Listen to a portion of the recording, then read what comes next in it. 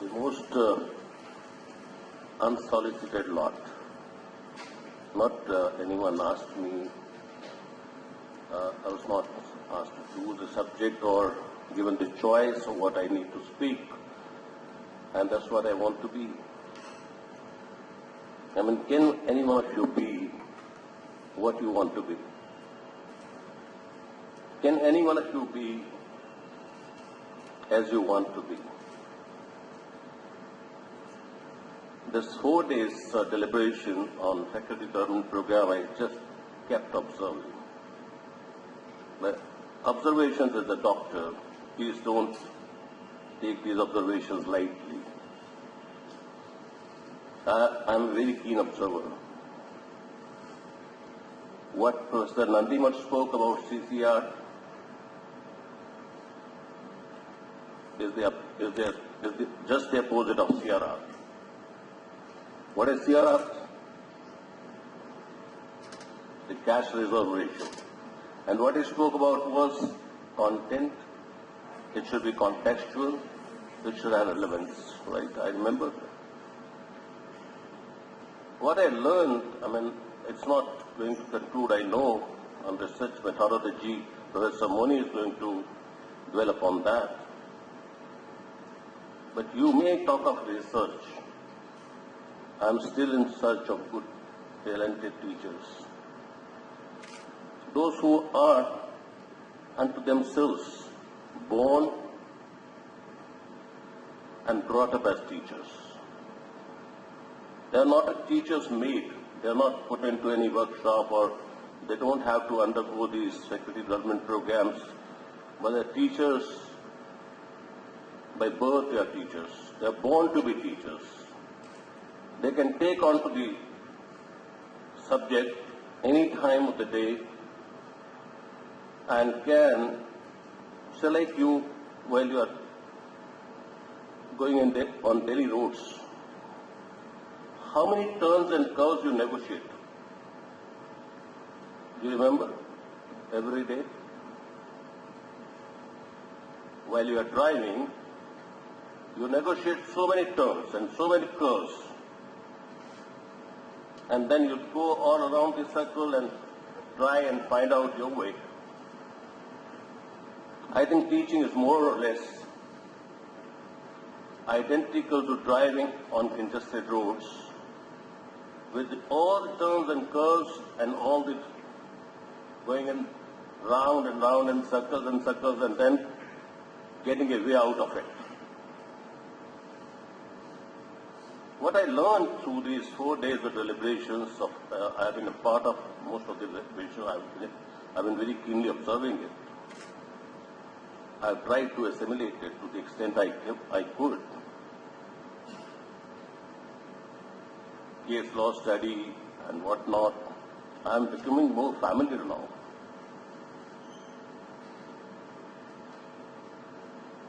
The moral of the story that which almost triggered me after Professor Ujino has given you some handouts, after he has spoken so eloquently, after Professor Ratan Sharma has stopped right from managing people to managing institutions to managing things and to manage everything.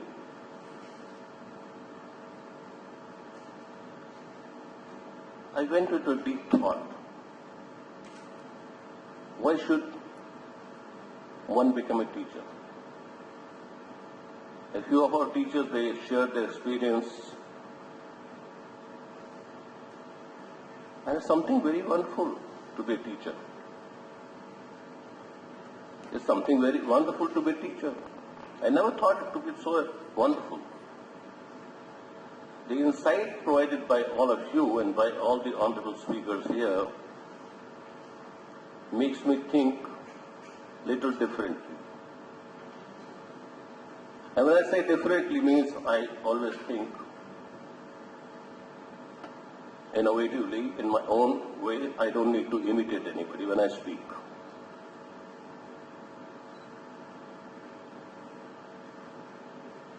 Does knowledge have an age? Does knowledge have an age? So in a way, knowledge is ageless. Am I right? Am I making the right statement when I say knowledge is ageless? Do you want to be ageless? You, the repositories of knowledge, you want to be ageless, immortalized? You want to immortalize yourself? So be repositories of knowledge. And this regular flow of ideas must keep refreshing your knowledge and must keep widening the horizons of your knowledge and must not become a static pool of water which stagnates and emits a foul stench.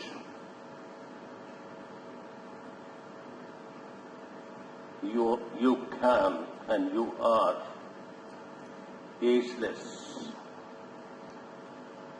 The knowledge is ageless, and the repositories of knowledge can immortalize themselves by dispensing knowledge to those who have not.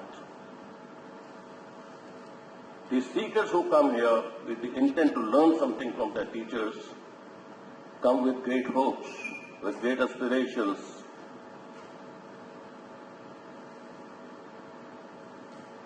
There are lot many dreams to realize. And it is you, the responsibility rests with you. It's incumbent on each one of you as a teacher to enable them in life to be worthwhile, to be meaningful, to be creative, to be useful, not only to the society but to the nation as a whole. Can you turn them into national assets, or you want to turn them into national liabilities? Do you want to turn them into a burden or into something which is just very, very rewarding thing which makes their life blessed, which makes them productive, which makes them creative human beings, which makes them thinking human beings, which makes them more innovative. Remember one thing, you'll be doing gross injustice with those students who are coming with great hopes and aspirations and dreams in their life, and they want to see themselves somewhere.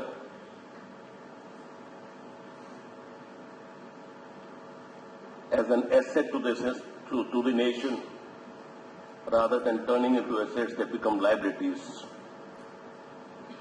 Not only society suffers those citizens, but the whole nation suffers such people. It's up to you whether you want to turn them into assets of this nation or you want to turn them into liability of this nation. It's an enormous responsibility which rests on each one of you as a teacher. Here, man retires, even without having to tire.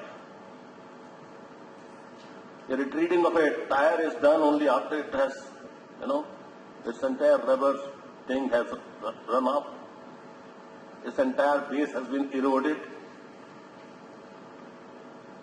You get tired in life and then you seek retirement. Here it's not happening like that. You have fathomless knowledge. You are not yet tired in life. You still have fresh ideas coming to you.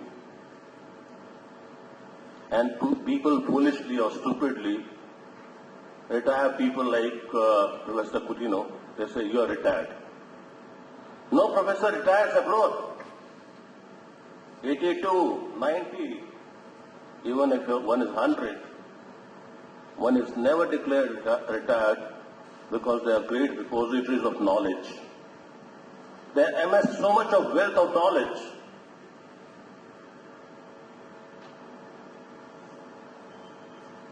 that they are those beacon lights who can inspire generations to come. Not just one set of people, not just one segment of society, but the light can engulf the whole nation, their national assets. Anywhere abroad if you go, professors are ageless. They immortalize themselves by virtue of the superiority of knowledge, by the superiority of information that they possess. It is so valuable, and we foolishly sitting here, we refer to their books and say with pride such and such, and we bring the videos live here. Why can't each one of you become one of those eminent professors and become ageless, immortalized, and become so relevant, which Professor Nandi Mat said. The information has to be relevant. It has to be contextual. The content has to be so rich, enrichment of your content.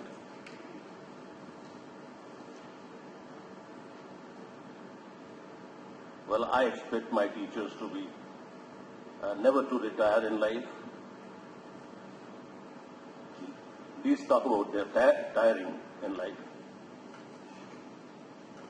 I wish you never retire in life. I wish you to remain always refreshed and fresh. I wish you to get rejuvenated with newer ideas, with newer flow of ideas and knowledge keep coming to you, than to be static and say, here, we have put ourselves in a very tight compartment where no fresh air can gush in. Let the freshest of ideas come. The whole idea of entertaining this FTP was to invite newer ideas, let newer ideas come and sweep our minds, refresh our minds, rejuvenate us. So remember one thing, that you as teachers will never retire. You will always be nation's biggest assets. Children, of course, are mentioned in our Constitution. They are nation's supreme assets. But I think teachers are far more greater assets, because their knowledge is ageless and they have immortalized themselves by virtue of the superiority of the knowledge and wisdom that they possess. I thank Professor Coutinho for having provided all of us an insight into what teaching should be all about. It is being dynamic, it is being flexible, it is being articulate, and it being a strainless thing. You need not bear the strain after a classroom. Oh, I am exhausted. I did so much of teaching today. I was overloaded. I was given 20 lectures. I was given 20, and no one does it. I only did it. Like I am the only one who has accomplished this Herculean task. No one could have done it possibly. But each time you deliver a lecture, must you come energized? Must you come out of the classroom duly charged? Must your student instill energy in you and say, hey, my teacher, you are that worthy being who has blessed my life. You have added value to my life. You have made my life valuable. You have added value to it. I can justify my living here. I can justify my existence. I can justify my presence being one of the important members of the society. I thank Professor Coutinho, and I'm sure he remains principal advisor. As I have already defined, sir, please don't refer to how many years of, maybe by human age you may be n number of years, and maybe you are a few years ahead of me, and I may be a few years behind you. But I never felt tired, nor do I retire. All of us are ageless. All of us are Amritasya Putra and Putris. We are the children of immortality.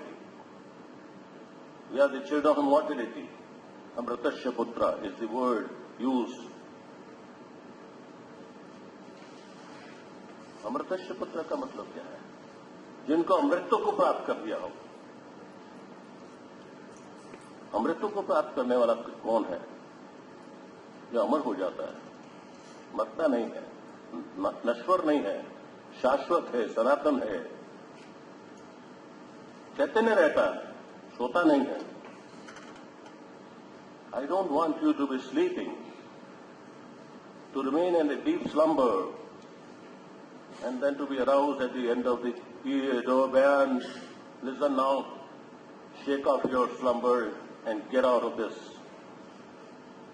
Wake up, please. Wake up for the next class. I don't think that you need to be awakened. You are all awakened beings. You all already have this spark.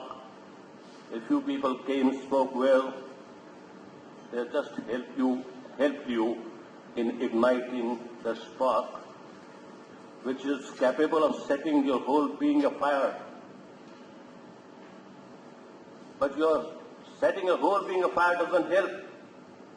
You are capable of igniting another 100 sparks and let the whole society around you get engulfed in effulgent light. Please bring light into lives of people. Please kindle hope. Please make them compassionate human beings. Please make them good citizens. And that they can become only by acquiring knowledge from each one of you, the worthy teachers, the ageless ones, the immortal ones. I salute you all. Thank you.